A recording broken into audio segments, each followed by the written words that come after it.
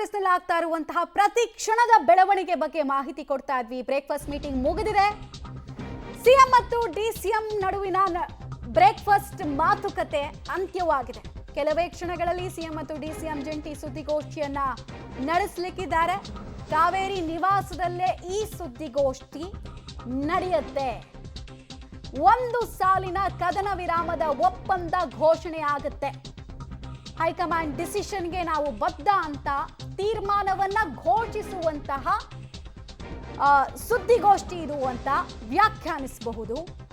Breakfast meeting ಎಷ್ಟು ಪ್ರಸ್ತುತತೆಯನ್ನು ಪಡ್ಕೊಂಡಿತ್ತು ಅಂತ ಅಂದ್ರೆ ಅವ್ರು ನಿಂತಿದ್ದು ಕೂತಿದ್ದು ಪ್ರತಿ ಕ್ಷಣದ ಫೋಟೋಗಳು ನಮಗೆ ಸಿಗ್ತಾ ಇತ್ತು. ಈ ಬೈಲ್ಯಾಟ್ರಲ್ ಟಾಕ್ಸ್ ಆಗುತ್ತಲ್ಲ ಯುದ್ಧ ಪೀಡಿತ ದೇಶಗಳ ನಡುವೆ, ಒಂದು ದೇಶದ ಪ್ರೆಸಿಡೆಂಟು ಇನ್ನೊಂದು ದೇಶದ ಪ್ರೆಸಿಡೆಂಟ್ನೆಲ್ಲ ಮೀಟ್ ಮಾಡಿದಾಗ ಹಾಗೆ ನಮಗೆ ಪ್ರತಿ ಕ್ಷಣದ ಫೋಟೋಗಳು ಸಿಗ್ತಾ ಇತ್ತು. ಅಷ್ಟೊಂದು ಮಹತ್ವವನ್ನು ಪಡ್ಕೊಂಡಿತ್ತು.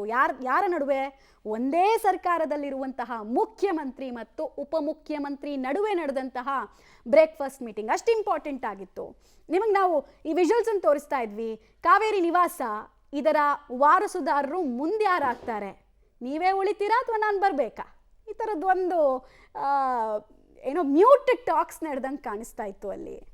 ಸೊ ಇವರೇ ಉಳಿಸ್ಕೊಳ್ತಾರ, ಅಂದರೆ ಸಿ ಎಂ ಎ ಉಳಿಸ್ಕೊಳ್ತಾರಾ ಈ Kaveri ನಿವಾಸವನ್ನು?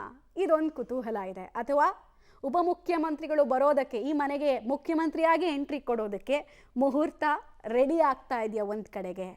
It is a matter of ಟೈಮಾ? ಗೊತ್ತಿಲ್ಲ. ತುಂಬ ಅನ್ಸರ್ಟಿನಿಟಿ ಇದೆ.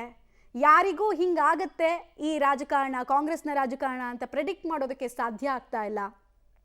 ಸೊ ಇವತ್ತಿನ ನಿಷ್ಕರ್ಷ ಏನು ಅಂದರೆ ಕದನ ವಿರಾಮ. ಇವತ್ತು ಇಬ್ರು ಡಿಸೈಡ್ ಆಗ್ತಾ ಇರೋದೇನು ಅಂದರೆ let us hold this talk for a while. ಅಂದರೆ ಸ್ವಲ್ಪ ಹೊತ್ತಿನ ತನಕ ಈ ಎಲ್ಲ ಬೆಳವಣಿಗೆಗಳು, ಹೀಟಪ್ ಆಗಿರುವಂತಹ ವಾತಾವರಣವನ್ನು ತಿಳಿಗೊಳಿಸೋಣ ಅನ್ನೋ ಸಂದೇಶ. ಹೈಕಮಾಂಡ್ ಅಂಗಳಕ್ಕೆ ಚೆಂಡೆಸ್ದಾಗ ಅವ್ರು ಯಾರ ಕಡೆ ಓದಿತಾರೆ? ಅಲ್ಲಿ ಏನು ತೀರ್ಪನ್ನು ಬರೀತಾರೆ?